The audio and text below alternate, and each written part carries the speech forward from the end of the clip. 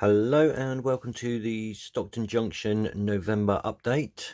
Have a little bit to go through on progress on the end of the layout that I previously showed you, where I was going to do a large scenic area. I've started to progress on that. First bit, I want to discuss the channel and my future plans for the channel.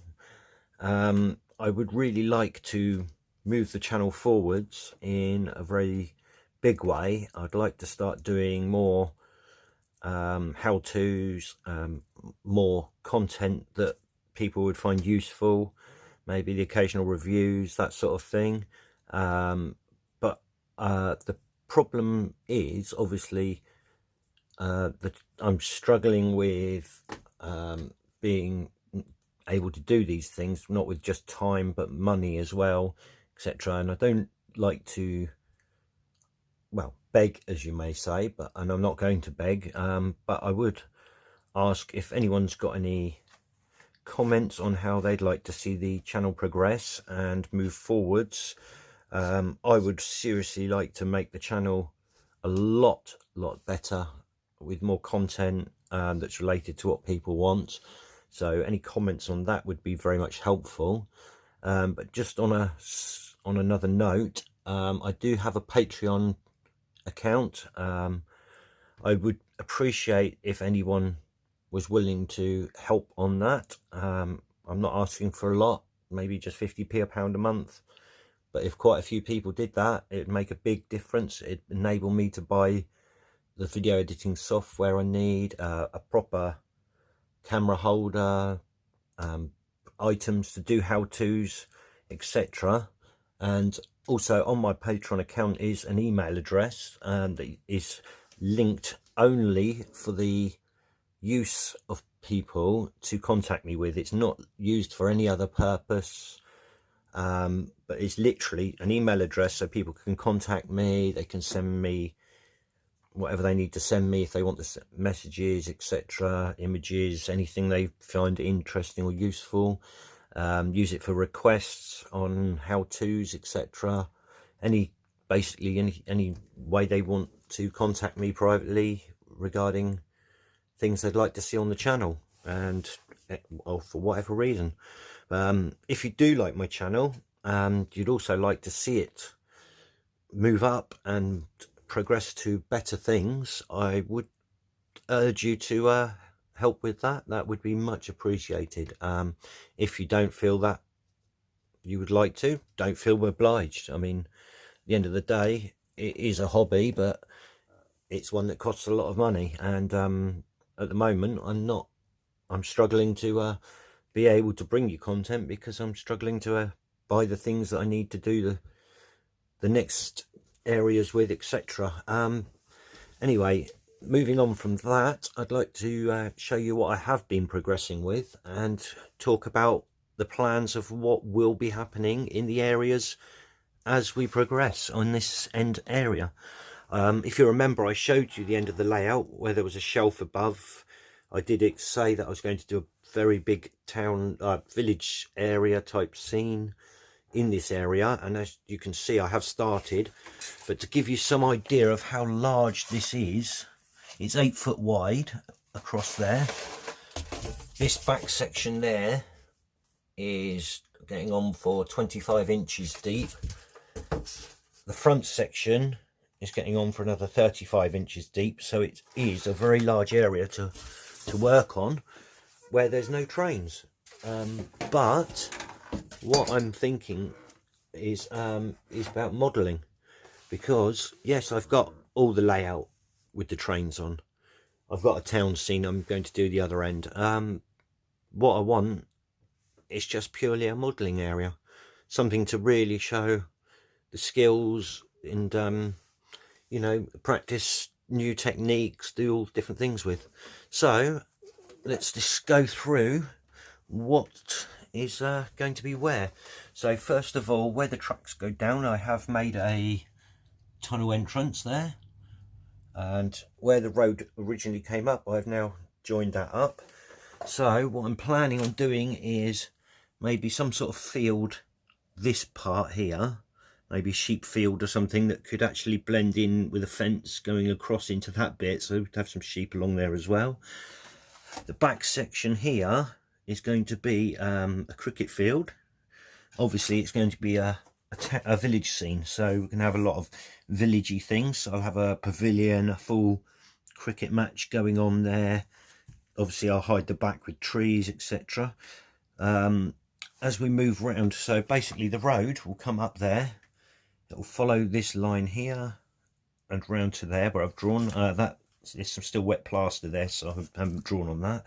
The road will come round here, it'll be raised up another layer from here, we'll be going up, so basically it'll come up a hill here up to another layer, so it'll be at this height, another layer higher, and the road will come down there, and as it comes round there you can see it bends round, comes back over there, and it will go down here to the other side of the layout where it will go back down to the ground level towards the train station end. So what we're going to have is, this is going to be a bridge going across. Obviously this will be this level here. This will be a canal. So I've bought the canal pilings for that. So that's one job I shall be starting on in the near future. That's going to be coming down through here and off the end of the board. I actually may model a bit further this way yet.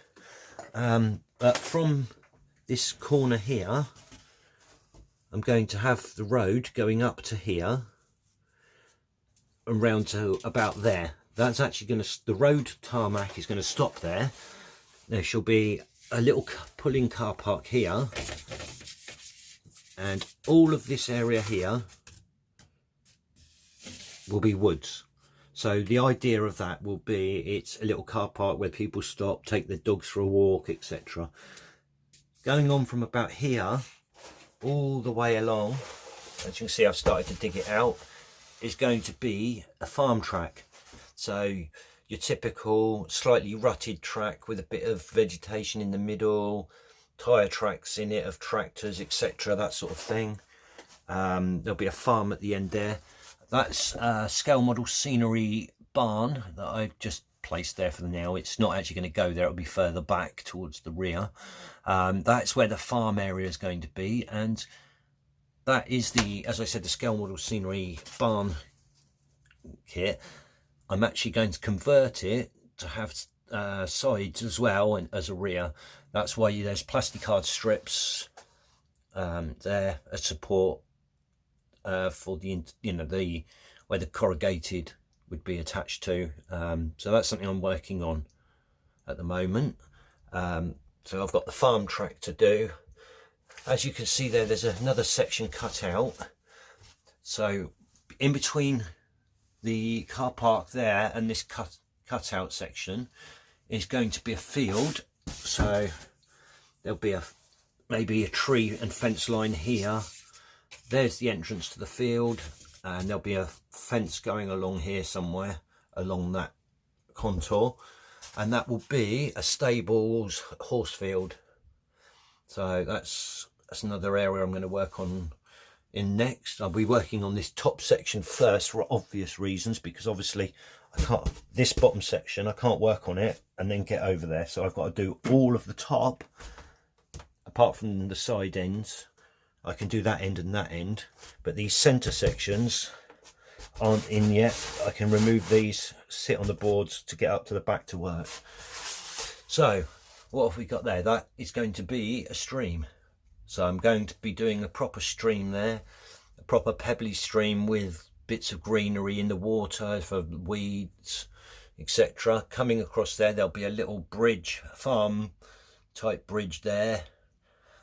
Probably something along the lines of a metal plate bridge, because it's a farm track and they don't want to spend money on putting a proper bridge in. I'm also considering at the back there having another little bridge across where maybe the horses would go off out the back for, up to a bridleway or something. Anyway, the water will come to here. There will be a waterfall coming down here. stream will come across there under the road, so there'll be another small bridge across the stream there and around to here. And what I want to do here, I have got a wheels kit. It's a bit more complicated than what I thought it was going to be, which I can show you at another point. It's basically square sheets of plastic card. You have to cut out all the windows, doors, etc. yourself. It's really complicated for me anyway. It'll be a new challenge, but it'll be a water mill there, and then I'm going to have the water coming down there and joining the canal, just to join it up and end the river somewhere. I mean, it's probably not very practical, but that's what I intend to do. So, but that will be most enjoyable. I enjoy working with the water scenes, and having a river and a canal in there will be very interesting, and it'll be very good to work on. So I'm going to have obviously a few trees, etc., hiding there, a few trees hiding where the water will disappear off around the corner there. Here will be a cornfield, and basically what I intend to do is having a ploughed field with the hay bales on, but I'm going to do something a bit different, because I've seen other people's on other layouts, and they look great. I'm not dissing them in any way at all, but what I do want to achieve is, when you actually look at a cornfield that's just been ploughed, you see all the lines where the short stubble of the corn, and then you've got the tractor lines for the wheels, etc., going up and down. I want to achieve that in this area, so that's going to be another epic project. It's going to take quite a bit of work, I think, and I shall be having a practice on some spare bit of board, I expect. So next to that, I'm thinking between that and the farm, if I've got room, it depends on how big the farm buildings are all going to be, I may put a small cattle field with some cows in or something like that. So moving back down to the bottom, we've got this whole area here and this whole area in front. What I'm thinking is I might actually move the water mill back to about here somewhere, if I can. Maybe. I'm thinking a pub scene here, maybe widen the canal a little bit, and have like a couple of boats moored up, you know, with all the picnic tables out on the dock side there, like you do actually see on real canals. Then I'm going to have some village type buildings along there. I've got a village post office, which is another wheels kit. Again, like the water wheel kit, it's one of the ones where you have to make up a lot of it yourself. It's not just a stick together and paint it job, so it's going to be quite a challenge. And obviously some more town village buildings along the front here somewhere. Haven't decided what's going to go in there yet, but I'm sure I can do that as it goes along. Maybe a couple of maybe a side street coming down here, the couple of thatched cottages or something, that sort of stuff. So pretty much a very epic project to be working on. It's going to take a lot of time, and where possible I will try and document everything I do. I mean, things like doing the farm track, doing the water, you know, the cornfield, all these things I'm sure are going to be of much use and interest to a lot of people. So hopefully I can do some videos on those and bring that to you in the future. It might be a few weeks until my next video. At the moment I'm literally just going to be working on plastering all that top section and cutting out some of this here, maybe getting the canal pilings painted and ready. May do a video on those, and we'll see. Anyway, if you have any comments, suggestions, questions, anything, feel free to ask. And all I will say again is please do consider supporting the channel, and also feel free to comment on how you'd like to see the channel move forwards. It would be much appreciated. People's input of what they really like to see, what they'd really want, is always good. So thank you for watching. Oh, sorry, before I forgot, there was something else I wanted to quickly discuss with you guys. This foam board. I've had a little bit of an issue with this, and I've got some good things and bad things. So, first of all, I went to B&Q and bought some sheets of this foam board. £4.50 a sheet, that's including VAT. I thought, brilliant, much cheaper than what I paid. This one was this is £5 something, 5.40, 5.50, I don't know, a sheet plus VAT on top, so it works out a lot more expensive. But all I will say is I'm never going back to B&Q to buy this again, and I'll show you why. That's the underside. And when you buy this stuff, you need to peel this metal off, this sheeting, and look at that. And another tip for you quickly, don't just peel one side off, because it starts to bow. Make sure you peel both sides like so. Now this stuff I bought at Jewson's. It's called Recticel. I saved a bit because this piece didn't have the name on it, so it's Recticel. Absolutely brilliant, 50mm thick. They do large sheets or thicker sheets if you want those. But this stuff from B&Q, I bought it, went to peel it, and look at that, absolutely rubbish. I spent hours, and I mean literally hours, with a knife, going like this, to peel tiny pieces off, a little bit at a time. It takes hours. And the sheet at the back there is the Recticel with the big lines in.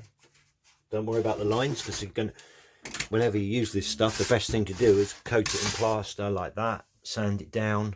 Obviously I've still got gaps to fill, a lot of sanding to do. This sheet is the one that, one of these, as you can see, there's a lot of pitting, there's bits of metal still stuck on it. It's cheap quality. So if you are buying this stuff, don't go to B&Q and buy the cheap stuff. Go to a builder's merchants and buy the proper stuff. It's worth every penny, especially since it takes you like 30 seconds to peel the foam off the backing off both sides, whereas opposed to spending an hour doing a sheet of the cheap stuff. Anyway, thanks for watching, and I will hopefully see you all soon. Goodbye.